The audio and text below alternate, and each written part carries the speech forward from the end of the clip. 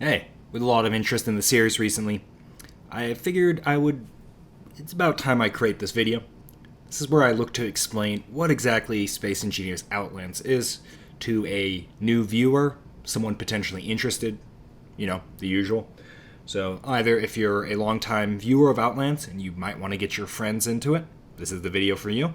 And if you're just checking into the channel, hey, what's up? This is the video for you. Below are timestamps if you like to skip around to different locations. While watching this, if any of this interests you throughout, consider subscribing to the channel, watching the videos in the Outlands playlist. This is the best way to understand the process because you get to actually see it in action, and that's the most obvious way to understand it. If you're still interested after this point and you're like, hey, this is for me, consider joining the Discord.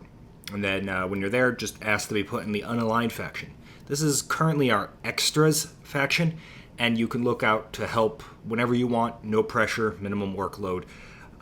It's not really a persistent faction, it's just more extras.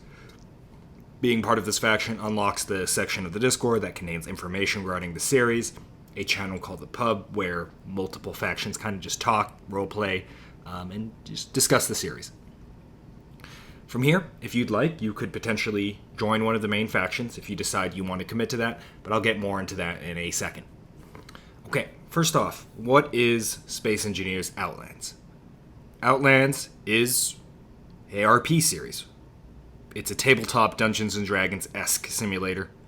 It's a PvP server. It's a ship showcase.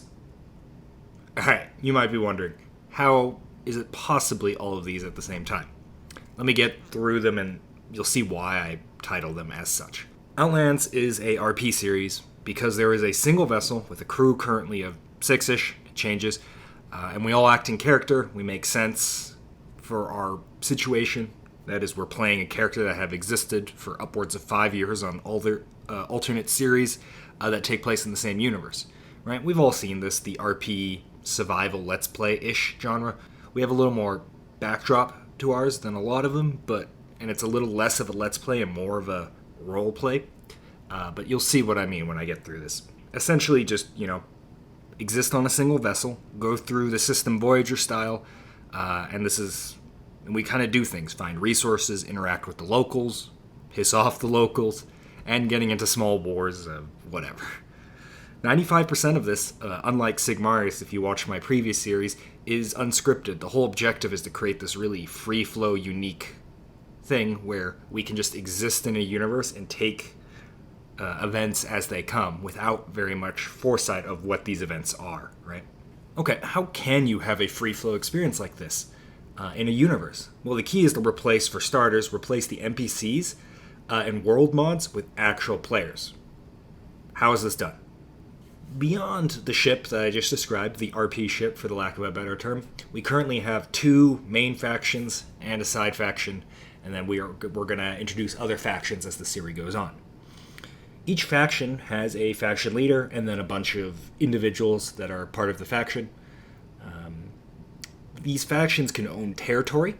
At the start of the series, they were assigned a certain number of ships, and that ship is a concurrent amount of ships. So if you lose one, they never come back. If you build one, it gets added to the list. Every episode, they can move formations of ships throughout the universe as per outlined in the rules. This is, to be sure, something that happens off of the game, right? We have like a map or a board, like a game board, and you can decide to move an asset between areas, and this is tracked. Because the factions also have identities, rules, ethos, they must act in a specific manner, right? If you know Dungeons & Dragons, you kind of know what I'm getting at. A big part of that is just playing in character and playing how your character would play. And thus the 2 factions kind of go to that. Real quick, one of the factions is called the Riders, sort of freedom fighter-ish meets IRA meets pirates, and they operate out of a literal fortified bar. That being said, they're quite formidable, and they, at the start of the series, they're the only faction to own a battleship, which is a very strong unit in our universe. The CDF is a corporate-based paramilitary. They're called the Civilian Defense Force, and they exist to, as the name implies, protect civilian trade, assets, and keep the trade routes protected, and to kind of hunt down pirates or mercenaries or whatever. Obviously, these two are in heavily conflict, and thus, at some point, war has started with them, and now they're at war, so they fight each other. Duh. So, as that RP ship I described earlier moves throughout the universe, we do have events, and I can describe an event here to you. But not only do we have events, we have this lively backdrop that serves as the background, the main story of the series, and we're just kind of this drop moving throughout this backdrop. But let me describe an event for you, or an encounter, as we like to call them, that gives you a little more idea of what we do, quote-unquote, day to day, or it's week to week. Generally, we film once a week. So this is a preset encounter, an event, a battle, if you want to call it. The CDF, who had previously lost a vessel to the Riders in a previous PvP battle, are attempting to retrieve their POWs, right? So the ship was not fully destroyed. The Riders captured the POWs. This part was kind of added in after the fact to give a driving factor for the series. There are no POW mechanics in the game right now. But anyway, the CDF were told of this. We set up an encounter where there was a station, an abandoned station. The Riders were using it as a spot to trade off the POWs, and the CDF heard about this, landed on the station with a Spec Ops stealth ship, right? There's a mechanic for that, and deployed a bunch of ground troops, essentially. The CDF and the Riders then got into a fight, and the CDF managed, without killing the POWs, and the Riders who would potentially attempt to kill the POWs to prevent them from falling into the CDF hands, failed at this, and were wiped out. The CDF won, got their POWs home, and were given a reward for the series. So, to be sure, this literally happened. This wasn't a hypothetical. The CDFs and the Riders were briefed on what exactly was going to happen. The Riders set up, and then the CDF were deployed to the station. The event played out. One added cool aspect was that RP ship I talked about earlier actually had a crew on the station, and they were actually doing something completely different. So they got to do their own objective while having a backdrop of a literal firefight going on simultaneously in a pitch black, derelict station. It's pretty cool. Okay. This is the part that really drives that background thing I was talking about, where we not only exist in a universe where there's an encounter driven by, two factions, but there's an actual live world that happens independently from the RP ship that kind of changes the flow of the overall story, right? Where the RP ship is not the story, it's part of a story, right? What do I mean by this, right? So, as mentioned, we have encounters, which is player versus player, PvP, but we take it a step further. Because each faction owns territory, and they can move between these territories according to the rule, they can actually attack and take territory. So if the CDF attack a tile and win, they get the tile, the benefits, shipyards, hypothetical trade stations, whatever, right? All of these things have existed. Or they, maybe the Riders scuttle everything as they were leaving, and they literally just get nothing. They get a buffer space, I guess. But whatever. They can take area in the universe, thus changing what that area now looks like should the RP ship pass through it, and gaining benefits for themselves. How do we decide who wins?